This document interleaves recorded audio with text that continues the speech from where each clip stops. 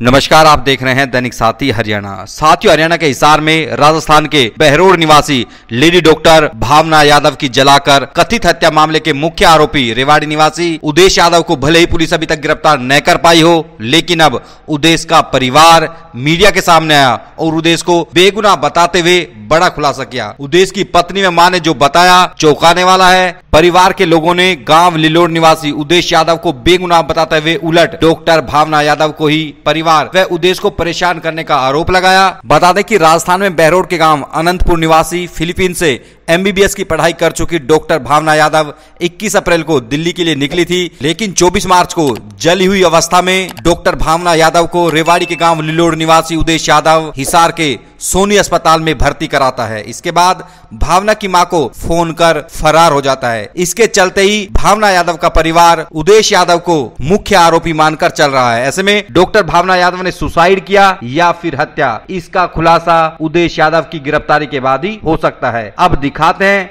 Lady doctor भावना यादव मौत मामले में मुख्य आरोपी उदेश की पत्नी व मां ने क्या प्रतिक्रिया दी। 21 अप्रैल को मेरे पति ड्यूटी पे गए थे और वो ड्यूटी कंप्लीट करने के बाद शाम को घर वापस आए थे। तभी मेरे पास एक डॉक्टर जो भावना है उसका मैसेज आता है। उन्होंने पूछा कि तुम्हारे पति कहाँ हैं, वो कहाँ है। मैंने उनसे यही बोला कि वो घर पे है। उन्होंने मेरे से बोला कि कोई प्रूफ दो ताकि मैं मान सकूँ कि वो तुम्हारे पास तुम्हारे घर पे है। फिर मैंने उनको बोला क्या प्रूफ चाहिए। उन्होंने बोला कि वीडियो बना के भेजो। मैंने बोला कि नहीं बना सकती वीडियो। बोला तो उनके फ़ोन की वीडियो बना के भेजो। फिर मैंने उनके फ़ोन की वीडियो बना के उनके पास भेज दी। फिर उन्होंने बोला कि वीडियो कॉल उठाओ, उस पर दिखाओ। फिर मैं बोली नहीं कर सकती मैं वीडियो कॉल। फिर उन्होंने बोला कि तुम्हारी ऑडियो रिकॉर्डिंग करके भेजो। फिर मैंने ये भी मना कर दिया कि मैं नहीं कर सकती ऑडियो रिकॉर्ड। क्यों ऑडियो रिकॉर्ड करूँ, क्यों भेजूँ मैं उसके पास सब। फिर मैंने उनके पास वीडियो भेजने के बाद मैंने बोल दिया कि आपको मानना है तो मानो, नहीं तो मानना तो मत मानो। फिर 22 अप्रैल को वो ड्यूटी नहीं गई, उन्होंने छुट्टी कर ली। 23 अप्रैल को वो ड्यूटी पे गए हैं। 23 अप्रैल को शाम को, दिन में मेरी नॉर्मल बातें होती हैं। 23 अप्रैल को फिर उनका शाम को कॉल आता है। उन्होंने यही बताया कि मैंने उस लड़की को यूनिवर्सिटी में देखा है। फिर मैंने उनसे कहा कि आप क्वार्टर पे ना रह के आप किसी भी अपने दोस्त के पास चले जाएं।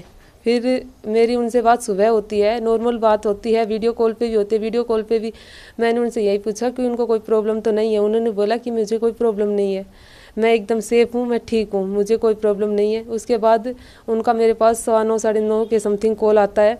उन्होंने बताया कि वो क्वार्टर के बाहर की साइड में थे और तभी उनको क्वार्टर में आवाज़ आती है तो वो जाके देखते हैं तो आग लग रही थी। उन्होंने और उनके पास क्वार्टर में ही एक लड़का और रहता है, उन्होंने और उनके पड़ोसी ने उनकी आग बुझाई है। उसमें एक लड़की जो जली हुई थी उसकी आग बुझाकर उसको हॉस्पिटल में भर्ती करवाया। और भर्ती करवाने के बाद में उन्होंने उनकी मम्मी के पास भी कॉल किया है, पापा के पास कॉल किया, किसी के पास भी कॉल किया है, उनके पेरेंट्स के पास कॉल कर दिया और उनको बता दिया कि तुम्हारी लड़की भावना जल गई है। फिर मेरे हस्बैंड शाम को घर पे आए हैं। घर पे आने के बाद वो सुबह ड्यूटी के लिए फिर से चले गए और अभी तक उनका कुछ अता पता नहीं है। मैं चाहती हूँ कि जल्द से जल्द प्रशासन से मैं गुहार लगाती हूँ कि जल्द से जल्द मेरे पति को वो निर्दोष है इसलिए उनकी निष्पक्ष जांच की जाए और उनको निर्दोष साबित कर दिया जाए। ये मैं नहीं जानती और ना ही मुझे पता था कि वो लड़की वहाँ पे पहुँच सकती है। मुझे इस बारे में कोई जानकारी नहीं है। हाँ, क्योंकि वो उदेश जी तो क्वार्टर के बाहर की साइड में थे, आगे की साइड में थे। वो लड़की आई है तो वो पीछे से दीवार को कूद कर ही आई है। क्वार्टर बंद रहता है, पीछे से ओपन रहता है। इस बाहर था, उसको नहीं पता चला कि वो लड़की ने अंदर एंट्री कब की है। उसको बस आवाज़ सुनाई दी है और वो गए हैं तो उन्होंने देखा कि आग लगी हुई है। मैंने अपने व्हाट्सएप चैट जो उस डॉक्टर भावना के साथ मेरी जो चैट हुई है मैंने उसको थाना प्रशासन में पेश कर दिया है। और मेरे पति जो है वो डर से भाग रहे हैं, उन्होंने कुछ भी नहीं किया है, वो निर्दोष हैं। वो जल्द से जल्द पुलिस प्रशासन के सामने आएंगे और अपना बयान देंगे। वो डरे हुए हैं, इसी वजह से वो कहीं छुप रहे होंगे। आज से 5 साल पहले उस लड़के का फ़ोन आता है मेरे पास, आंटी मेरी शादी करवा दो उदेश से, नहीं तो मैं मर जाऊंगी। उसके बाद मैंने ये कहा था उससे कि मेरा बेटा कल रखा है और आप डॉक्टर बनने जा रही हो और मैं हूँ एक घरेलू औरत, तो मुझे तो ऐसी चाहिए जो मेरा घर का काम करवा। तो उसने कहा मुझे सब कुछ आता है। उसके बाद बात होली, वो बात बहुत दिन पहले की होगी। उसके बाद उस लड़की ने बहुत हाई वोल्टेज ड्रामा किया अपने घर में शादी करने के लिए, लेकिन उसकी माँ ने भी किया है, अब कमरे में बंद होगी, मैं मर जाऊंगी लेकिन मैं शादी नहीं होने दूंगी। दोनों माँ बेटियों ने बहुत ज़्यादा ड्रामा किया है।